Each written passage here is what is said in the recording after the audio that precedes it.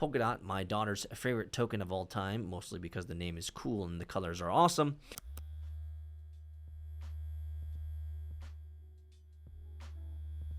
You know, we've talked about this in other videos around the top tokens that you should be checking out in 2022, especially ones that are playing in the same world as Ethereum. So let's talk about some of these top Ethereum successors that are failing to live up to expectations. Now, this could get hairy, but guys, that's why I'm here. I'm here to give you the skinny on what's going on in the crypto world. You know, Ethereum has been touted as the cryptocurrency to beat. The only reason why they say that because Bitcoin can't be beat, it can't be uninvented, and it's going to be here forever. So you probably should just buy some of that Busy Bitcoin, and everything else will just fall into place.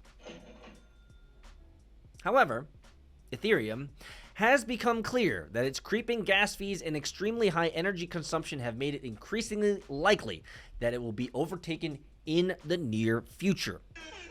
Now, we have heard the Ethereum Killers ever since the ICO boom of 2016, 2017, that EOS was going to beat it. Cardano was going to beat it. Ubiq, do you guys remember? Ubiq was going to beat it, right? We had all these tokens that were coming out that were going to beat Ethereum. None of that happened, did it? But now we have Matic. We got Polkadot, right? We got all these other Avalanche. We got all these other tokens. So, can they beat them?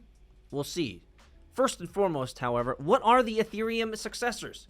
Before we go into detail about any of that and the different platforms that the crypto community has marked out as a threat to Ethereum, it's important to first understand the key features of an Ethereum successor. What makes an Ethereum successor or an Ethereum killer a killer? Ooh, killer. Well, first off, it has to be decentralized because Ethereum's not decentralized. You thought it was? Nope. Number two, it's got to be secure. It's got to enable smart contracts. It has to offer decentralized applications because it's a layer 1 platform, right? It has to have those dApps. It has to be scalable. We spent a lot of time in 18, 19, and 20 talking about that. And it enables transactions to take place quickly at low cost, which clearly Ethereum cannot do. And it can integrate with other blockchains. So it has to do all this stuff. Okay? So let's think about what are the top three platforms involved in the battle to become the Ethereum killer. Well, number one, it's got to be Solana, the public blockchain platform with a native currency known as Sol. It is a proof-of-stake blockchain, which allows validators to verify transactions based on how many tokens they hodl or hold. It also uses a new technology called proof of history, or POH, which is a proof for verifying order and passage of time between events. Another one is Cardano, which you guys have heard me talk about since the early days of crypto, or at least since when it came out. Cardano is a public blockchain platform with a native currency known as ADA. It is also a POS blockchain. A piece of poop? The third is Polkadot, a public blockchain platform with a native currency known as DOT. So these are the three that we should be checking out here, my friends. These are the ones that we should look at. Now, DOT is a nominated proof of stake blockchain. In this system, nominators back validators with their own stake and a show of faith in the good behavior of the validator. Regardless, the nominators are subject to a loss of stake if they nominate a bad investor. So that's kind of how the balance works out. So, are these three? What are the benefits of these three taking over or becoming an Ethereum successor? Well, without a doubt, one of the key benefits of all three of these Ethereum rivals for sure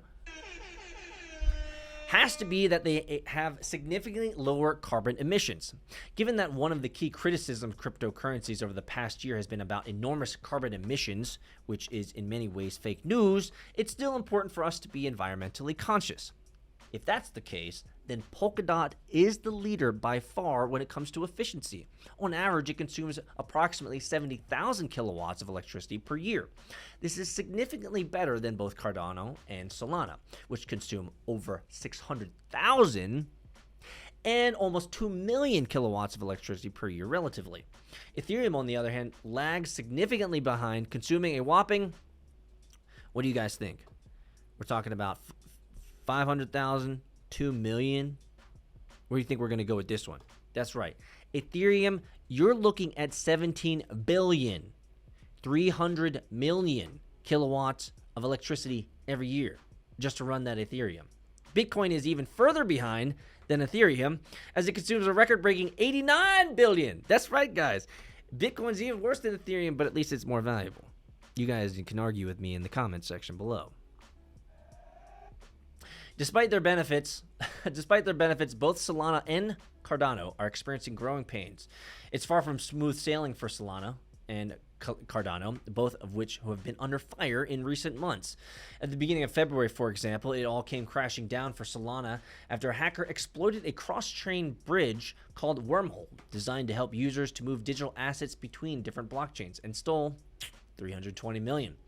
The platform has since been criticized for failing to maintain the security segment of the blockchain trilemma, a concept coined by Ethereum co-founder Vitalik Buterin.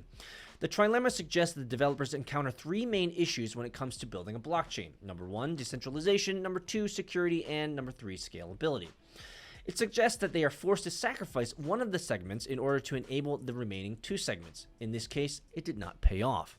Over the last couple of months, users have been complaining that the Solana network has been overcrowded, and this has led to slow speeds and even failed transactions. Meanwhile, Cardano founder Charles Hodgkinson, which I had the awesome opportunity to meet back in the day, has resorted to a warning CardStarter and SundaySwap, 2 projects built on its blockchain, to get your shit together, following rising allegations of concerning fraud and a rug pull between the 2 platforms. Now everyone is looking towards Polkadot, because looks like when it comes to these Ethereum killers, looks like Solana and Cardano are having some issues and growing pains, but we've been watching them for years now, right? Even more so Cardano. So, because of all this drama that's happening in Cardano and Solana, is Polkadot the answer? Well, despite the drama between 2 of its top competitors, Polkadot remains a strong contender as the key Ethereum killer. We've heard that before. To show its commitment, the platform has recently allocated $993 million as a way of boosting their ecosystem and Web 3.0 development.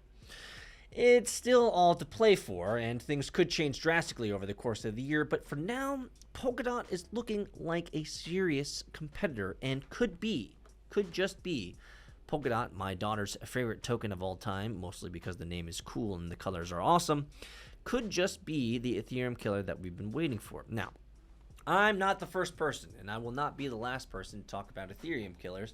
And you guys remember, as I was doing these types of shows back in the 16, 17, 18, 19 time periods, that we spent a lot of time talking about this. Now, is anything going to kill Ethereum? I don't think so. But there are going to be some projects that are going to rise, and they're going to grow. You know, I was talking with an investor about Ethereum. This is probably, maybe like a half a year ago. But I was talking about how I see Ethereum kind of being like Yahoo, right? And how one of these other projects is going to be more like a Google. And while Yahoo's always going to be around, it's Yahoo, right? And one of these is going to end up becoming a Google/Facebook, and then they're going to be hated too. So the question is Yahoo going to come back around again? Maybe I'm going way too far off this topic.